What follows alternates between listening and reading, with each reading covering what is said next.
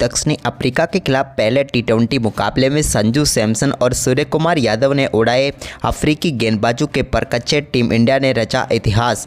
नमस्कार दोस्तों, स्वागत है आपका एक बार फिर हमारे चैनल धाकड़ क्रिकेट में। दोस्तों, भारत और साउथ अफ्रीका के बीच खेले गए पहले टी20 मुकाबले में टीम इंडिया की तरफ से कप्तान सूर्य कुमार यादव और विकेट कीपर बल्लेबाज संजू सैमसन की दमदार बल्लेबाजी के दम पर टीम इंडिया ने बेहद ही रोमांचक मुकाबले में शानदार जीत दर्ज की। तो दोस्तों, हम आपको इस रोमांचक मुकाबले का पूरा हाईलाइट तो इस वीडियो में बताएंगे, लेकिन दोस्तों उससे पहले आप भी भारतीय टीम के इन दो बब्बर शेरों के दमदार परफॉर्मेंस को देखकर खुश हैं तो इस वीडियो को एक लाइक करना बिल्कुल भी ना भूलें। हम इस वीडियो का लाइक टारगेट रख रहे हैं मात्र 150 लाइक, तो जल्द से जल्द इस टारगेट को पूरा करें। और साथ ही दोस्तों, आप भी चैनल पर नए हैं और अभी तक चैनल को सब्सक्राइब नहीं किया तो चैनल को सब्सक्राइब करके बेल आइकन जरूर दबा लें। तो चलिए दोस्तों, जानते हैं इस मुकाबले का पूरा हाईलाइट शुरुआत से। तो दोस्तों, आज के इस मुकाबले में सिक्का उछला साउथ अफ्रीका के कप्तान एडन मार्करम ने और गिरा सूर्य कुमार यादव के पक्ष में। सूर्य ने टॉस जीतकर पहले बल्लेबाजी के लिए आमंत्रित किया साउथ अफ्रीका की टीम को। अफ्रीका की टीम की तरफ से रिचा हेंड्रिक्स के साथ ब्रेड्ज की पारी की शुरुआत करने उतरे तो दोनों बल्लेबाजों ने यहां पर टीम को काफ़ी शानदार शुरुआत दिलाई और पहले ही यहां पर चौके के साथ बेहतरीन आगाज़ कर दिया साउथ अफ्रीका के लिए रिचा हेंड्रिक्स ने। तो इसके बाद ब्रेड्ज के बल्ले से भी एक बेहतरीन कवर ड्राइव देखने को मिला जिस पर उन्होंने भी शानदार चौका जड़ा। तो इसके बाद एक और चौका यहां पर रिचा हेंड्रिक्स ने भी जड़ दिया। इसके बाद तो दोनों बल्लेबाजों ने एक से बढ़कर एक शॉट खेले। इसी बीच दोस्तों, यहां पर एक कमाल का शॉट देखने को मिला रिचा हेंड्रिक्स के बल्ले से जब उन्होंने गेंद को फ्लिक के जरिए बाउंड्री लाइन के पार भेजा।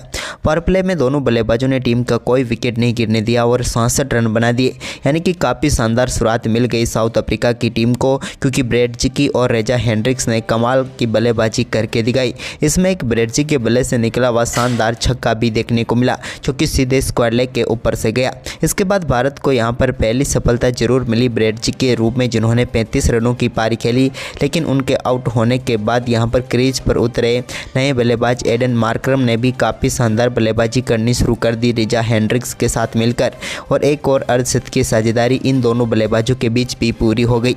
इसी दौरान शानदार बल्लेबाजी करते हुए रिचा हेंड्रिक्स ने मात्र 27 गेंदों पर टीम के लिए अपना बेहतरीन अर्धशतक पूरा कर डाला और यहां पर टीम के लिए शानदार पारी खेल डाली।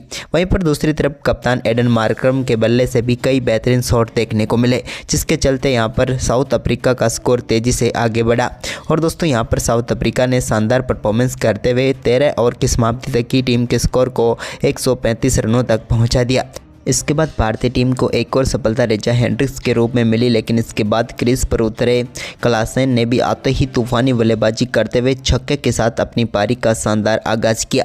तो वहीं तो इसके बाद क्लासेन के बल्ले से एक के बाद एक बेहतरीन शॉट देखने को मिले, जिसके चलते स्कोर को काफ़ी तेज़ी से इन्होंने आगे बढ़ाया। इसी बीच दोस्तों, एक और यहाँ पर शॉट गेंद को उन्होंने सीधे स्टैंड में डिपॉजिट कर दिया। यह भी यहाँ पर बेहतरीन शॉट था इनके बल्ले से निकला हुआ। रिचा हेंड्रिक्स के आउट होने के बाद तो ऐसा लगा कि यहाँ पर क्लासेन नहीं बल्कि मैदान पर तूफान आया, लेकिन जब क्लासेन आउट हुए तो उन्होंने 11 गेंदों पर 39 रनों की ताबड़तोड़ पारी खेल डाली। उनके आउट होने के बाद यहाँ पर क्रीज पर उतरे ट्रिस्टन स्टेप्स ने आखिर में यहाँ पर डेविड मिलर के साथ मिलकर स्कोर को आगे बढ़ाया और दोनों बल्लेबाजों के बीच हुई आखिरी 3 ओवर में शानदार 51 रनों की पार्टनरशिप ने यहाँ पर भारत के सामने विशाल स्कोर खड़ा कर दिया और भारत को 239 रनों का लक्ष्य मिला इस मुकाबले को जीतने के लिए।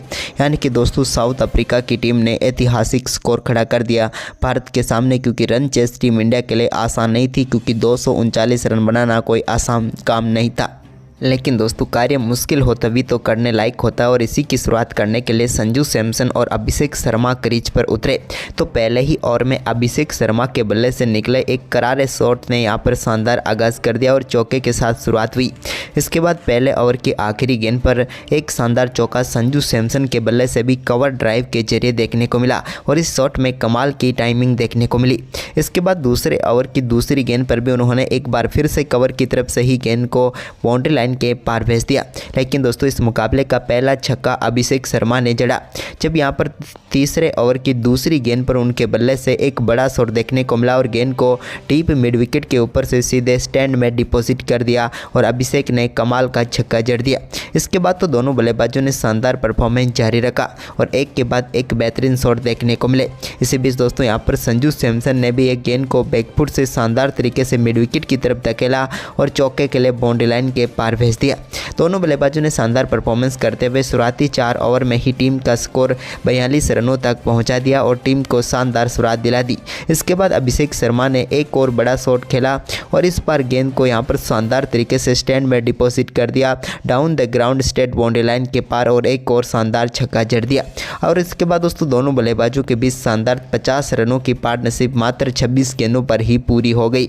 अब यहां पर थोड़ी सी मुश्किलें जरूर नज़र आ रही थी साउथ अफ्रीका की टीम के लिए, लेकिन तभी यहां पर साउथ अफ्रीका की टीम को पहली सफलता दिलाने में कामयाब हुए क्रेलेट कोएट्जे की गेंद को यहां पर अभिषेक शर्मा मिड ऑफ के ऊपर से मारना चाहते थे, लेकिन यहां पर बाउंड्री लाइन के ऊपर काफ़ी शानदार कैच पकड़ा उनका मार्को येंसन ने और भारतीय टीम को पहला झटका दिया।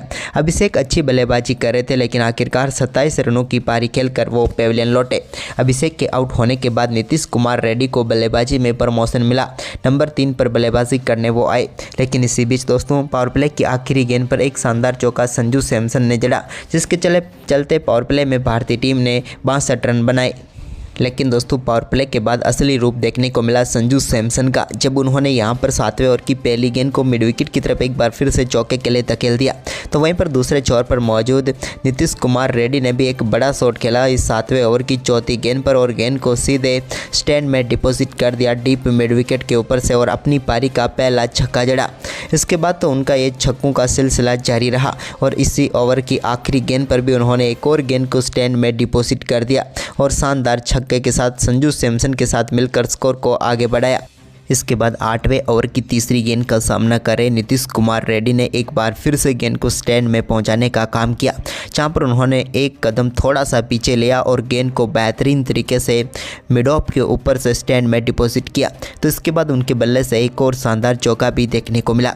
वहीं पर नीतीश कुमार रेड्डी की इस आक्रामक बल्लेबाजी के दम पर भारतीय टीम के इन दोनों बल्लेबाजों ने कमाल किया। इसी बीच संजू सैमसन ने 10वें ओवर की चौथी गेंद पर एक और बड़ा शॉट लगाया और इस बार उन्होंने भी गेंद को 6 रनों के लिए बाउंड्री लाइन के पार भेज दिया। और इसी के साथ दोस्तों भारतीय टीम ने 10 ओवर की समाप्ति तक 118 रन बना लिए, यानी कि आखिरी 24 गेंदों पर इन दोनों बल्लेबाजों ने 52 रन जोड़ डाले, जो कि भारतीय टीम को इस मुकाबले में वापस खड़ा करने में काफ़ी कामयाब रहे। इसी बीच नीतीश कुमार रेड्डी ने 11वें ओवर में एक और गेंद को 6 रनों के लिए बाउंड्री लाइन के पार भेजा, लेकिन इसी ओवर की तीसरी गेंद पर वो एक और बड़ा शॉट खेलना चाहते थे, लेकिन इस बार उनसे गलती हुई और गेंद वहीं पर खड़ी हो गई। लेकिन यहाँ पर नीतीश कुमार रेड्डी की इस पारी ने भारतीय टीम को इस मुकाबले में ज़रूर वापसी करवा दी, क्योंकि उनकी खेली हुई इस पारी की बदौलत भारतीय टीम 11 ओवर की समाप्ति के बाद ही 132 रनों तक पहुंच गई। लेकिन अभी भी राह आसान नहीं थी, क्योंकि इन बची हुई 54 गेंदों पर टीम को जीत के लिए 107 रनों की जरूरत थी। लेकिन तभी यहां पर संजू सैमसन ने 12वें ओवर की दूसरी गेंद पर लगाए एक शानदार चौके के साथ ही दमदार बल्लेबाजी करते हुए अपना बेहतरीन अर्धशतक पूरा कर लिया। संजू सैमसन ने मात्र 27 गेंदों पर अपना शानदार अर्धशतक पूरा किया और टीम के लिए एक और महत्वपूर्ण पारी खेल डाली। अब इनकी ज़रूरत थी इनको इस पारी को बड़ा करने की, क्योंकि अब भारतीय टीम को तेज़ी से रन चाहिए थे। लेकिन इसी बीच सूर्य कुमार यादव ने 12वें ओवर की आखिरी गेंद पर एक बड़ा शॉट खेला और गेंद को सीधे 6 रनों के लिए बाउंड्री लाइन के पार भेज दिया बैकवर्ड स्क्वायर लेग के ऊपर से। यह भी उनके बल्ले से निकला हुआ एक कमाल का वह अद्भुत शॉट था, जो कि पीछे की तरफ इन्होंने शानदार तरीके से छक्के में तब्दील किया। इसके बाद सूर्या ने यहां पर 13वें ओवर की पहली गेंद पर भी एक और बड़ा शॉट खेला और इस बार गेंद को कवर के ऊपर से सीधे स्टैंड में डिपॉजिट करने में वो कामयाब हुए और एक और शानदार छक्का उनके बल्ले से देखने को मिला। तो वहीं पर संजू सैमसन ने भी 14वें ओवर की तीसरी गेंद पर एक और शानदार शॉट खेला और इनसाइड आउट शॉट के जरिए गेंद को बाउंड्री लाइन के पार भेजा और 1 बाउंस एक और चौका यहां पर संजू सैमसन को भी मिला। लेकिन सैमसन का ये परफॉर्मेंस यहीं पर नहीं रुकने वाला था। इसी ओवर की चौथी गेंद पर भी उनके बल्ले से एक और बड़ा शॉट देखने को मिला और इस बार इस गेंद को उन्होंने 6 में तब्दील कर दिया, यानी कि सीधे कवर के ऊपर से 6 रनों के लिए बाउंड्री लाइन के पार उन्होंने गेंद को भेज दिया। इसके बाद दोस्तों यहाँ पर सूर्य कुमार यादव ने भी एक और बड़ा शॉट यहाँ पर खेला और इस बार गेंद को शानदार तरीके से अलग ही अपने अंदाज में कवर व पॉइंट के ऊपर से 6 रनों के लिए बाउंड्री लाइन के पार भेजकर अपनी पारी का एक और छक्का जड़ दिया। इसके बाद संजू सैमसन ने भी यहाँ पर 16वें ओवर की चौथी गेंद पर भी एक और शानदार छक्का जड़ दिया। अब मुकाबला आखिरी 4 ओवर में पहुंचा तो यहाँ पर भारतीय टीम को जीत के लिए चाहिए थे 58 रन। तभी दोस्तों यहाँ पर संजू सैमसन ने शानदार शुरुआत कर दी और छक्के के साथ बेहतरीन आगाज़ किया यहाँ पर 17वें ओवर का और गेंद को मिड विकेट के ऊपर से 6 रनों के लिए बाउंड्री लाइन के पार भेज दिया।